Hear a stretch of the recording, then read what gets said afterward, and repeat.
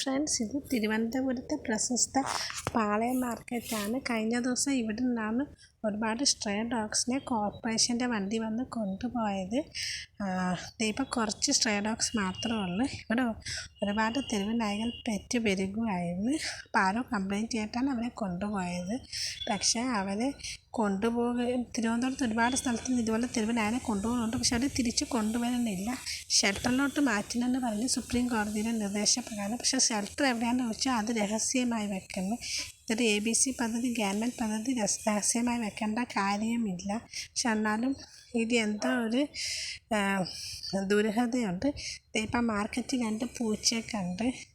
ഇവിടെ മീൻ മാർക്കറ്റും ഇറച്ചിയൊക്കെ കടയൊക്കെ ഉള്ളത് കൊണ്ട് ഒരുപാട് ക്യാറ്റ്സും ഡോഗ്സൊക്കെ ഉണ്ട്.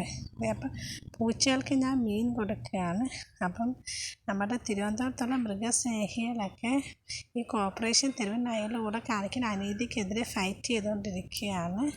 അവർ എല്ലാ നായ്കളെയും പിടിച്ചുകൊണ്ട് പോകാൻ എല്ലാ വാർഡ് റെസിഡൻസ് അസോസിയേഷൻ എല്ലായിടത്തും പന്തീകരണം ചെയ്ത നായ്കളെ, അതുപോലെ പാവം നായ്കളെ എല്ലാവരെയും പിടിച്ച് മാറ്റുകയാണ്. എന്നിട്ട് ഷെൽട്ടറിന് തിരുവനന്തപുരം കോർപ്പറേഷൻ നിലവിൽ ഷെൽട്ടർ ഉണ്ടോയെന്ന് പോലും ആർക്കും അറിയില്ല. അഥവാ അങ്ങനെ ഷെൽട്ടർ ഉണ്ടെങ്കിൽ അതവർ തുറന്ന് പറയുന്നില്ല. ഇവിടെ ഇപ്പോൾ പുതിയ ഹോസ്പിറ്റലൊക്കെ വരാൻ പോവുകയാണ്. അപ്പം തെരുവ് നായകളുടെ കൂടെ നടക്കുന്ന ഈ അനീതിക്കെതിരെ തിരുവനന്തപുരത്തെ മൃഗസ്നേഹികളൊക്കെ ഫൈറ്റ് ചെയ്തുകൊണ്ടിരിക്കുകയാണ്. ആ കൊണ്ടുപോയ കുഞ്ഞുങ്ങൾ എവിടെ, അവർ സേഫാണോ എന്ന് അറിയുന്നത് വരെ നമ്മൾ ഫൈറ്റ് ചെയ്യും.